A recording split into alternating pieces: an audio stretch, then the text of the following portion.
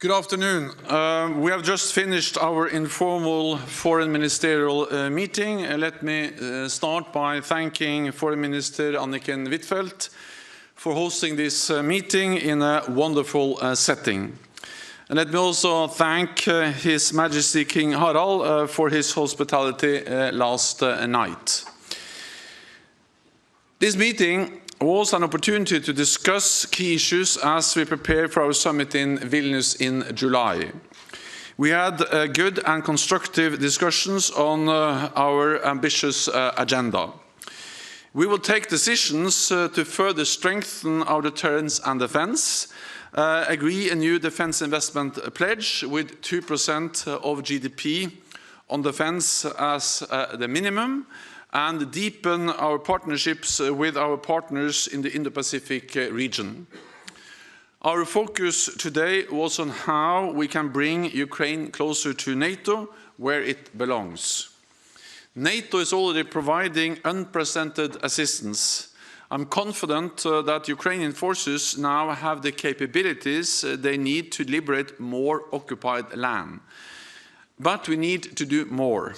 We are working on a multi-year package of support with robust funding. This will ensure Ukraine's deterrence and defense for the longer term, help rebuild its security and defense sector, and transition Ukraine from Soviet-era doctrine, equipment and training to full interoperability with NATO. We also discussed upgrading the existing NATO-Ukraine Commission to a new NATO-Ukraine Council. This would be a significant step to establish a joint consultative forum with Ukraine, sitting at the table as equals, to discuss key issues for our security. We also addressed Ukraine's membership aspirations. All allies agree that NATO's door remains open, that it's only for allies and Ukraine to make decisions on membership. Russia does not have a veto. And all allies agree that Ukraine will become a member of NATO. And we all agree that the most important thing now is to ensure that Ukraine prevails as a sovereign and independent state. We don't know when the war ends, but we must ensure that when it does, we have credible arrangements in place to guarantee Ukraine's security in the future and to break Russia's cycle of aggression. We had a good discussion on all these issues, and I'm confident that we will come to consensus by the summit in Vilnius.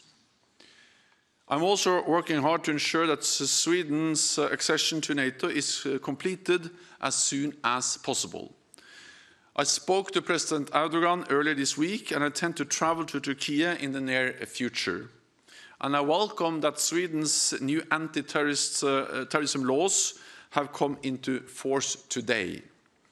That shows that Sweden has delivered on what they committed to do under the trilateral memorandum concluded last year in Madrid, and demonstrates that Sweden's swift accession will contribute to alliance security. And with that, I'm ready to take your questions.